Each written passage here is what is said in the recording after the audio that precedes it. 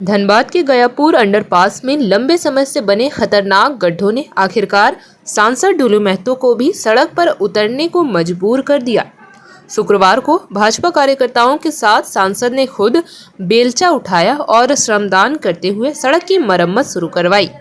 बताया जा रहा है कि अंडरपास के इन गड्ढों के कारण आए दिन वाहन दुर्घटना हो रहे हैं। कई बार शिकायत और निरीक्षण के बावजूद हालात जस के तस बने रहे। हाल ही में उपायुक्त और विधायक राज सिन्हा ने भी मौके का मुआयना किया था, लेकिन कोई ठोस कार्रवाई नहीं हुई। आखिरकार सांसद ने खुद मोर्चा संभाला, कई हाईवा से डस्ट और गिट्टी मंगवाकर गड्ढों की अस्थायी भरवाई करवाई।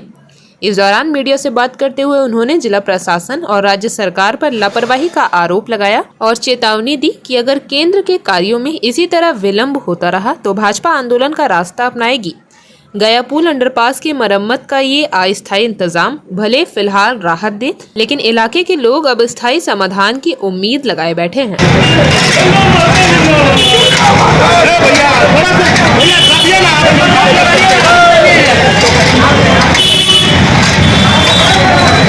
देखिए, हमें लगता है कि आज कई वर्षों से लगातार इस गयापुर के नीचे जो रोड का स्थिति था, कितने लोग यहाँ पे गिर गए, कितने लोग एक्सीडेंट हो गए, कितने जाम की स्थिति इसी कारण से हुआ कि रोड गड्ढा हो जाने के कारण। और आज वर्षों से जिला प्रशासन तक ये मामला गया, मगर किस कारण से नहीं हुआ, या राज्य सरकार के कारण हो या राज्य सरकार के दबाव के कारण जो नहीं काम करना या करना है, ये हम नहीं बता सकते हैं। मगर हमने आज कुछ दिन पहले हमने जिला प्रशासन को आगाह किया था कि आपने राज्य सरकार से बात करके इन जो विशेष रूप से गयापुर में जो गड्ढा हो चुका है रोड में, उसको मरम्मत करवा दे, ताकि यहाँ पे जाम की स्थिति ना हो, यहाँ के लोग परेशान ना हो, कई लोग एक्सीडेंट हो गए, एक्सीडेंट ना हो, आने वाला समय किसी तरह की परेशानी ना हो। मगर ये उदासीनता देखते हुए हमने 8 दिन का समय दिया था जिला प्रशासन को कि जिला प्रशासन करवाए। मगर यहाँ जिला प्रशासन के कुछ लोग आए थे, यहाँ पे सर्वे करके गए, मगर कोई काम नहीं हुआ। हमने कहा था कि अगर शुक्रवार तक अगर नहीं हुआ, शुक्रवार 8 तारीख शुक्रवार तक अगर नहीं हुआ तो 9 तारीख को श्रमदान के माध्यम से हम करवाने का काम करें। और आज भारतीय जनता पार्टी के एक कार्यकर्ता, इस क्षेत्र के तमाम हर सामाजिक संगठन के लोग आकर आज श्रमदान के माध्यम से और मछलीकरण हमारे जो सहयोग किए हैं उनके माध्यम से हम लोगों ने ये काम करवा रहे हैं। और दुख विडंबना के साथ कहना पड़ रहा है कि किस तरह का विषय धनबाद लोकसभा क्षेत्र में बड़े बड़े समस्या के रूप में पड़ा हुआ है।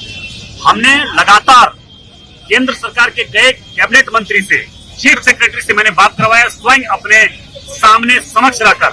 ये बात आप लोग भी बात कर सकते हैं चीफ सेक्रेटरी झारखंड सरकार से कि आपको केंद्र सरकार के द्वारा हर कुछ देने के लिए तैयार है, राज्य सरकार जमीन उपलब्ध नहीं करा रही है, राज्य सरकार की उदासीनता के कारण कोई काम नहीं हो पा रहा है। कारण क्या है कि हम समझ से परे हैं। मैं अभी हमारे राज्य के मुख्यमंत्री हेमंत सोरेन जी के पिताजी उनके शिवो सोरेन जी का देहांत हो चुका है।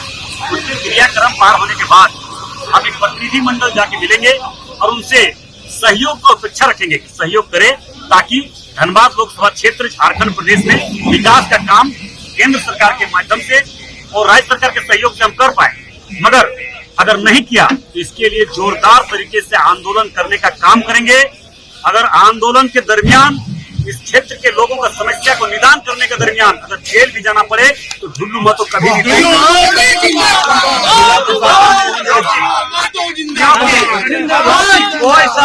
वो ऐसा समस्या धनबाद लोकसभा क्षेत्र में जो भी जन समस्या है, जो एक समस्या को मैंने विस्तार रूप से केंद्र सरकार के संज्ञान में देने का काम किया। और प्रत्येक दिन आप media, social media, print media के माध्यम से आप देखते होंगे, हमने कई बार एक मंत्री से लगातार चीफ सेक्रेटरी से बात भी करवाए। आप लोग भी चीफ सेक्रेटरी से बात कर सकते हैं। हम कभी झूठ बोलते नहीं है, झूठ का सहारा भी नहीं लेते हैं। झूठ कमजोर आदमी बोलता है, झूठ का सहारा कमजोर आदमी लेता है। हम लड़ने वाले आदमी है, संघर्ष करने वाले आदमी है। भारतीय जनता पार्टी के कार्यकर्ता, एक कार्यकर्ता दिन रात लोगों का सेवा समर्पित भाव से लगे रहते हैं। इसलिए मैं आप लोगों से भी आग्रह करना चाहिए कि राज्य सरकार के आप चीफ सेक्रेटरी से बात कर सकते हैं, ताकि उनसे सहयोग मिले। मैं दावे के साथ कह सकता हूँ, राज्य सरकार 10% सहयोग करे, 90% का फंड और पैसा जो भी लगेगा केंद्र सरकार से दिलवाने का काम जिम्मेवारी एक जनप्रतिनिधि होने के नाते, लोकसभा के सदस्य होने के नाते, इस क्षेत्र के सांसद होने के नाते, इस क्षेत्र के गरीब, शोषित, पीड़ित, कमजोर जन समस्या होने के लोगों का उपेक्षा हमारे पर जो विश्वास है, उस विश्वास पर खरा उतरने के लेकर हम आगे बढ़ रहे हैं और काम करेंगे। अच्छा, एक चीज बताइए दादा, ये उपायुक्त का निरीक्षण हुआ था, उपायुक्त जो निरीक्षण किए थे यहाँ पर, बोले हैं कि यहाँ पर कार्य होगा, तो क्या लग रहा है निरीक्षण केवल? देखिए, राज्य सरकार के पास हो सके फंड नहीं है, जिला प्रशासन के पास फंड नहीं हो सकता, इसलिए काम नहीं किया वो, क्योंकि उनको तो फॉर्मेलिटी निभाना ही है। वो सरकार को दिखाएगा, जनता के बीच में दिखाना चाहता है कि हम देखिए सर्वे करके हम काम करेंगे, मगर काम होगा कब?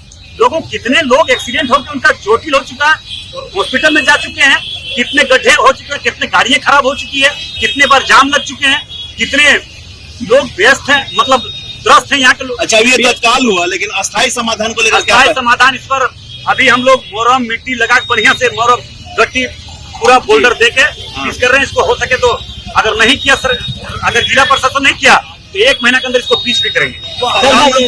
प्रधानमंत्री से मिले थे दिन पहले, तो क्या कुछ बातें हुई? प्रधानमंत्री जी ने आश्वस्त किए हैं, मैं फिर दावे के साथ कर रहा हूँ, केंद्र सरकार का दिल बहुत बड़ा है, समुद्र है, महासागर है, उसका तुलना नहीं किया जा सकता है। केंद्र सरकार ने कह दिया है कि अगर राज्य सरकार हमको जमीन उपलब्ध कराए तो कोई ऐसा काम नहीं जो हम नहीं करेंगे, और जमीन उपलब्ध कराना राज्य सरकार का दायित्व बनता है, जिम्मेवारी बनता है। हमने भी व्यक्तिगत रूप से कई बार पूर्व वहाँ के डीसी महोदया से भी बात किए थे, वर्तमान डीसी से भी बात किए हैं, प्रधानमंत्री जी भी के संज्ञान में हमने दे दिया। प्रधानमंत्री जी ने स्वयं खुद अपने पीएस को बुलाकर उन्होंने कहा कि इसको तुरंत फरोख्त कैसे करवाई हो।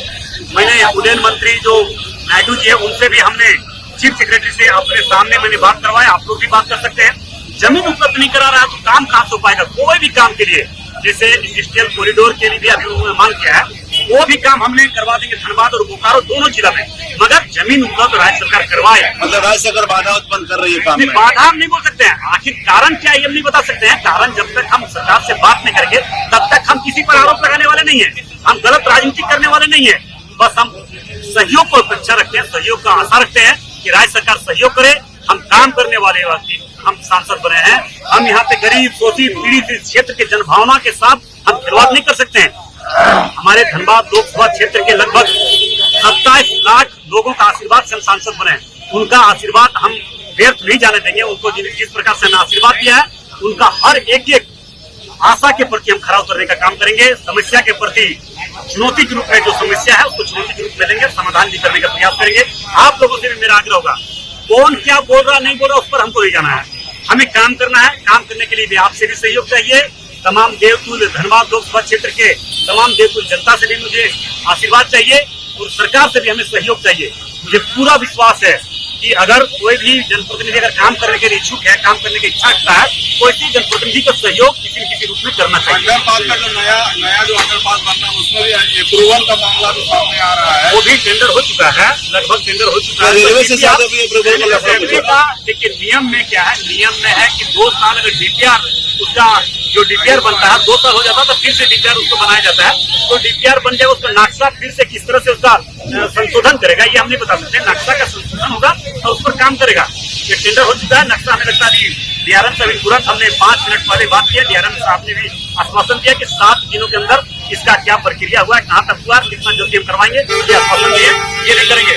और मैंने स्पष्ट शब्दों में कहा है कि जो भी समस्या है, चाहे रेल का हो, चाहे रोड का हो, चाहे बिजली का हो, पानी का, जो केंद्र सरकार से संबंधित है, उन एक समस्या उस विषय को हमारा भी देखने का कर्तव्य बनता है, क्योंकि हम इस क्षेत्र से सांसद हैं, तो हमारा भी जवाब यही बनता है, जिम्मेवारी बनता है। अगर केंद्र सरकार पैसा यहाँ पे भेज रहा है तो वो धरातल पर उतर रहा है कि नहीं, जनता के हित में लग रहा है कि नहीं, जनता के उपयोग में आ रहा है कि नहीं, ये देखना मेरा काम है। हम उसको चुपचाप नहीं बैठेंगे कि हम चुपचाप बैठ के तमाशा देखते रहेंगे और केंद्र सरकार का पैसा लूटने के लिए छूट बना के रखेंगे, ये कभी नहीं हो सकता है। वैसे लोग पर कार्रवाई केंद्र सरकार करने के लिए भी तैयार है। अगर पैसा का दुरुपयोग कोई करे, पैसा पर कोई बंदरबाज करने का प्रयास करे तो कतई उसे बर्दाश्त नहीं किया जाएगा, उसको जेल जाने के लिए तैयार रहना। आज जो हो रहा है ये जनता की आवाज पे, जनता इतनी परेशान, आए दिन आज गया पुल के पास में ये 1 महीने से लगातार बारिश हो रही है। बारिश की वजह से पूरा रोड जो डैमेज था, तो लगातार यहाँ पे ट्रैफिक जाम और एम्बुलेंस तक जाम होता था और कितनी परेशानियां हो रही थी। तो हमारे आदरणीय डुल्लू सांसद में जो हमारे डुल्लू महतो जी सांसद है, उन्होंने जनता के लिए सोचा और आज रक्षाबंधन के दिन उन्होंने समय निकाल के ये अभिषेचन चल रहा है जबकि उनका, लेकिन वो जैसे ही आए और यहाँ पे देखे कि इतनी परेशानी हो रही है तो परेशानी को दूर करने के लिए उन्होंने बोला कि नहीं, यहाँ पे निदान निकालना है। और ये अभी जो भराई का काम हो रहा है, उसके बाद यहाँ पे अभी उन्होंने डीआरएम से भी बात किया कि इसका परमानेंट सोल्यूशन होना चाहिए, और नहीं अगर सोल्यूशन होता है तो हम लोग 20,000 लोग मिल करके बैठेंगे और पूरा रेलवे आपका पूरा जाम कर देंगे यहाँ से वहाँ तक, चाहे वो जीटी रोड जाम करना हुआ, चाहे ट्रैक जाम करना हुआ, लेकिन हमें निदान चाहिए।